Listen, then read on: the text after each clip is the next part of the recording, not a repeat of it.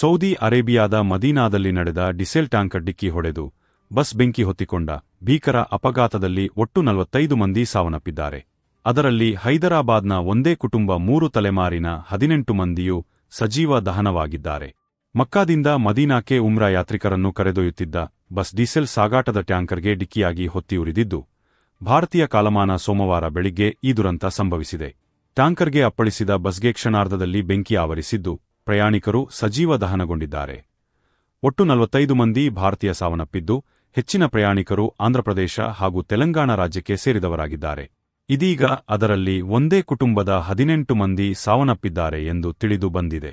ಅದರಲ್ಲಿ ಮೃತಪಟ್ಟ 18 ಮಂದಿ ಕುಟುಂಬ ಸದಸ್ಯರಲ್ಲಿ 9 ಮಕ್ಕಳು ಸೇರಿದ್ದಾರೆ.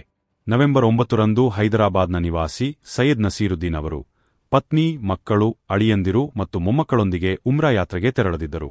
ಆದರೆ ಯಾತ್ರೆಯಿಂದ ವಾಪಸ್ಸಾಗಲೇ ಇಲ್ಲ. ಸೈಯದ್ ಅವರ ಒಬ್ಬ ಮಗ ಅಮೆರಿಕದಲ್ಲಿರುವುದರಿಂದ ಈ ಯಾತ್ರೆಗೆ ಹೋಗಿರಲಿಲ್ಲ. ಉಳಿದಂತೆ ಬಹುತೇಕ ಕುಟುಂಬ ಹೋಗಿತ್ತು.